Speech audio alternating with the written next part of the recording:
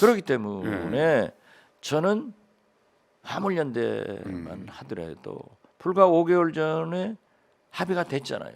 그렇습니다. 네. 합의가 됐는데 그동안 가만히 있었어요. 그 사이 방치했어요. 가만히 있었는데 화물연대에서 자기들이 낸 조건을 조금 완화해가지고 정부하고 대화를 시도했더라고요. 네. 안 해버렸단 말이에요. 네. 그러니까 화물연대는 안전운임제를 계속하고 품목을 확대해달라. 확대하자. 네네. 정부는 3년 해주겠다. 품목 확대는 안 된다. 네. 그래도 다행히 지금도 화물연대 대표와 정부 대표가 만나고 있어요. 아, 지금. 그러니까 만나면 네. 협상이 이루어지는 겁니다. 저는 정부도 네네. 강압적인 그러한 업무 개시 명령보다는 대화를 통해서 그 노동자들의 애로를 좀 들어주고 노동자들도 화물연대도 민노총도 너무 자기들 주장만 하지 말고 국민도 생각하고 협상이라는 게 그런 거죠. 경제도 생각하고 그렇게 해서 대화를 해서 풀어나가자. 이것이 민주주의다. 네. 저는 그걸 말씀드리는 거예요. 어떻게 희망이 있습니까? 희망 일단 만나면은 좀- 만나서 예. 협상해야죠. 이것도 안 하고 그냥 화물연대해서 하면은 지금 그런다는 거 아니에요. 윤석열 대통령이 보수 지도자 중에 한 분이 저한테 그래요. 어떤 경우에도 민노총 용서 못한다. 깬다. 이런 생각을 가지고 하면 안 돼요. 민노총과 함께하는 대한민국은 없다 뭐 이런 식이던데. 그렇죠. 그러면 안 돼요. 아니 그러니까 저는 노조에 대한 인식이 민노총을 그러면 됩니까? 지지하는 게 아닙니다. 네네. 그렇지만은 불법 시위에 대해서는 단속해야 됩니다. 네네. 재밌는 게요. 김대중 대통령이 민노총과 전교조를 호적에 올려줬습니다. 그렇습니다. 인정해줬단 말이에요. 그런데 전교조 민노총이 맨 먼저 들고 김대중 퇴진 운동을 했고 네 맞습니다. 노벨 평화상을 받는다고 하니까는 민노총이 노르웨이 오슬로에 가서 네, 반대 시위를 시위였어요. 했습니다. 네. 그러나 그것이 민주주의예요. 그게 민주주의예요. 그래서 제 경험인데요. 김대중 정부에서 불법 시위, 그 민노총 위원장 하시는 단병호 위원장 등 민노총 간부들을 엄청나게 구속을 시켰어요. 네. 그랬더니 이제 제네바 인권국하고 ILO에서 조사가 나왔어요.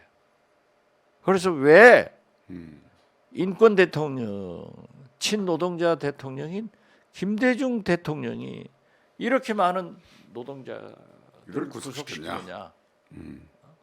그래서 우리가 자료를 다 보였어요. 그랬더니 ILO에서 민노총한테 비공개로 불법 폭력 시위는 하지 마라 이렇게 했고요. 단병호 위원장이 구속돼 있을 때 지금은 선종하신 함승훈 신부님이 대통령 만나게 해달라 제가 배석을 했어요.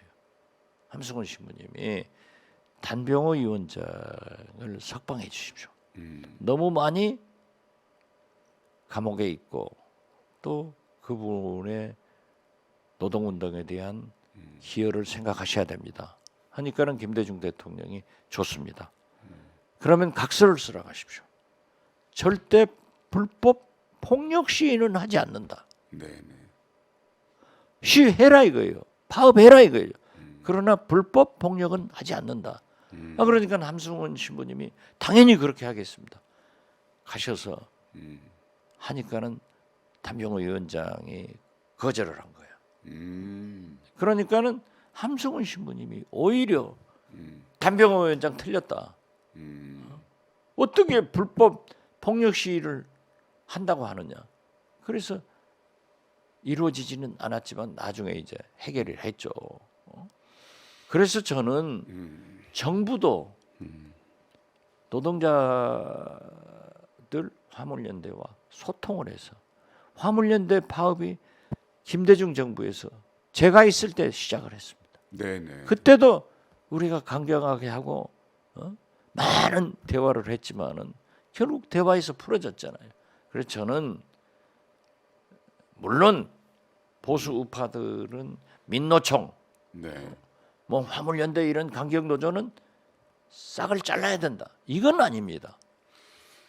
그래서 소통해서 네. 좋은 방향으로 풀어내고 또 노동자들도 그러한 태도를 가져야 된다. 이렇게 말씀드립니다. 그때는 김원기 전 국회의장께서 하시던 노사정위원회라는 게 있어가지고 그렇죠. 소통과 대화 됐었어요. 아, 그때는. 김원기 의장님 하시고 한광호 네네네. 실장 하시고 다 했죠. 네. 그런 노련한 분들이 그분들이 협상을 얼마나 잘하시는 잘하시는 분이에요. 분들이죠. 네. 그 3당 체제 때도 네. 김원기 원내 대표하고 국민의힘 전신이죠. 네네. 김윤환 원내대표님하고 얼마나 협상을 잘했던지요. 네. 3당 체제 때 합의된 법안이 90몇 프로가 다 통과시켰어요. 그때가 제일 살아 있었던 거예요. 그 당시에는 원내 총무라고 했죠. 그렇죠, 원내 네. 총무죠. 자, 이상민 장관. 그 말도 하지 마세요. 그 사람 아니, 가야 돼. 아니 근데 그 어떻게 그 인간이 아니에요, 인간. 아니 이번에 화물연대 파업에서도 중앙재난안전대책본부장으로 나섰더라고요. 아니 그러니까 그런 거 보면은 네. 국민 골질르려고 하는 거 아니에요? 아 골질는 말을 했어요 또. 또 했어요? 네, 화물연대 파업은 극소수 강경 화물 운송 종사자의 집단적 운송 거부다. 또 하나는 파업은 이태원 참사 같이 똑같은 사회적 재난이다. 아니 그 파업이 이태원 참사하고 비교를 합니까 파업을? 진짜 윤석열 대통령 왜 이러신데요? 이 애정이 다시 한번 확인되는 거죠. 아무리 애정이 있더라도 그런 불필요한 애정을 가지고 국정을 이끌면은요 손해입니다. 안 됩니다. 이 국민을 무시하는 거예요. 이번에 해임 건의안이 통과되면 대통령께서는 당연히 거부할 거고요. 아니 거부할 수가 없다니까요. 거부하면 안 되는데 왜 자꾸 아니 근데 한다고 하니까 말로는 하니까. 그래도 예. 해임 건의안 하지 말아가려고 그러겠지. 아니 어떻게 아니, 국민이 근데 결정해서 국회가 결정해서 하라는 것을 국정조사 그거예요. 일정에 좀 차질이 생기지 않을까요? 국정조사 국민의힘당이 그걸 좀 아니요. 거는 것 같은데. 제가 한빛은행 사건 때 물러가고 네네. 나 죄 없이 물러갔어요. 네 알고 있습니다. 하고 국정조사는 제가 민간인 신분으로 자연인 신분으로 국회에 나가서 받았어요. 네. 과거에도 받았어요. 아 그러니까 이상민 장관이 장관직에서 해임된다 하더라도 국정조사 뭐 받죠. 대상이 증인으로 되죠. 채택하면 증인으로. 되는 거죠. 네. 제가 받았다니까요. 그런 사례가 있군요. 그리고 그 걱정할 게 없네요 전혀. 전혀 없어요. 그 민주당에서 그 사례를 들어가면서 반박을 해야죠 그러면. 해야죠. 한동훈 법무장관이요. 계속 지금 윤핵관들이 그런 얘기도 했다는 얘기도 있고요. 당 대표로 나설 것이다. 차기. 그다음에 당 대표까지는 좀 그렇고 총선에는 분명히 나올 거다.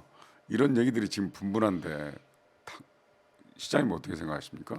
저는 한동훈 장관이 처음으로 제가 그 말을 썼을 거예요.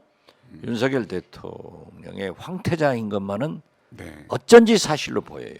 네, 그리고 그분의 패션이나 또 국회에서 답변하는 것이 똑똑 떨어지고 똑똑하더라고요. 그러니까 상당한 국민적 인기가 있는 건 사실이에요. 네, 네, 그렇지만은 그러한 정치 지도자가 되려면은 저는 겸손해라.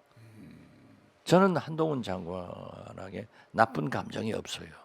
겸손해라. 겸손해라. 주역에 항상 강조하는 것이 중용지도, 겸손입니다. 그런데 계속 국회에서 국회의원들을 공격해 버렸잖아요. 자기가 잘나는 것을 최대한 드러내던데요. 그렇죠. 그러니까 네. 이 대한민국 국민들이 국회의원을 조지면은 제일 좋아합니다. 제일 부패 집단이고 네, 예. 나쁜 놈들의 집단이다 하지만은 그것은 아니에요. 네. 바로 국민이에요.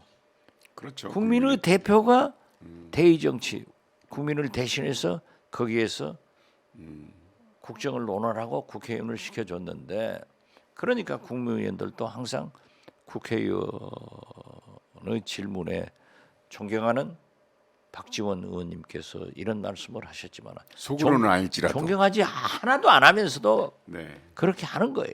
네, 그런데 최근에도 보세요. 이번에 저 더 참사?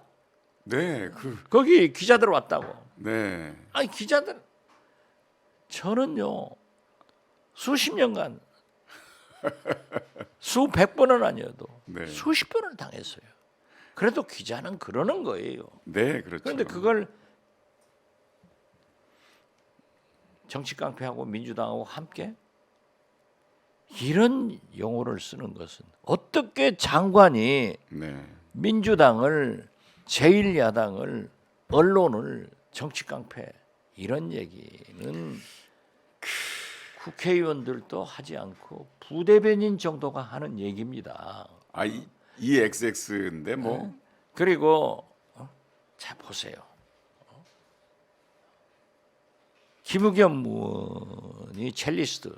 네, 네, 저도 처음부터 좀 이상하다 했지만은 그게 사실이 아닌 것으로 거의 판명되고, 그 첼리스트 보이프렌드는 또 헛소리 했더라고요. 네, 네. 그게 놀아나서는 안 돼요. 아니면 딱 끝나버리는 거예요. 탁탁 해야지.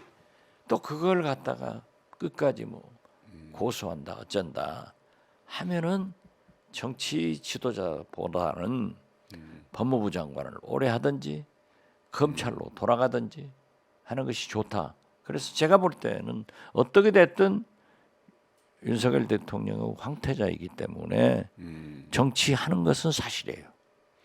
그러나 이번에 당 대표로 나오면은 민주당은 좋겠죠. 아, 민주당은 좋겠죠. 정의당도 좋겠죠. 네, 그렇지만 그러한 것은 순리에 어긋난다. 네. 그래서 저는 법무부 장관 잘 하면서 겸손해서 네. 이렇게 잘 하면은 큰 인물이 될 것이다. 그래서 2024년 총선은 나갈 것이다. 네. 그렇게 봐요.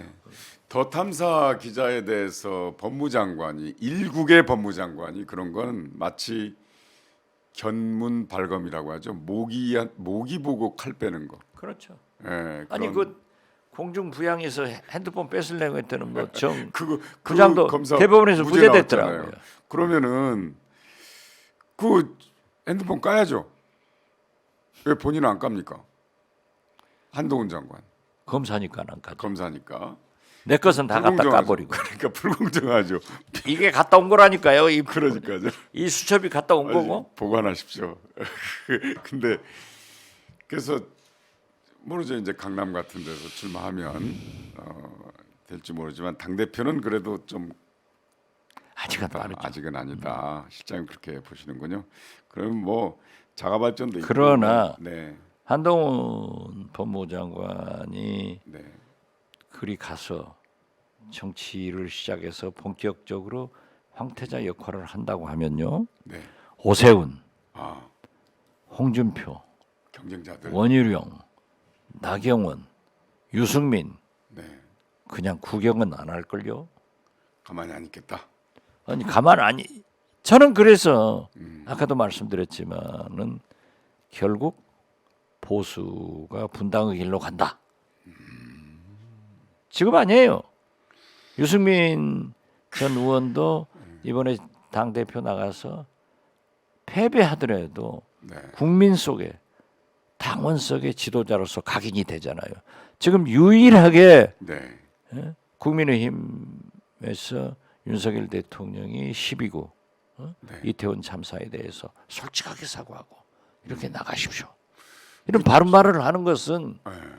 그 국힘당 또 대통령실에서 그렇게 비난을 하지만은 나는 네. 국민을 상대로 해서 바른 정치를 하겠다고 하는 유승민 전 의원의 소신이에요.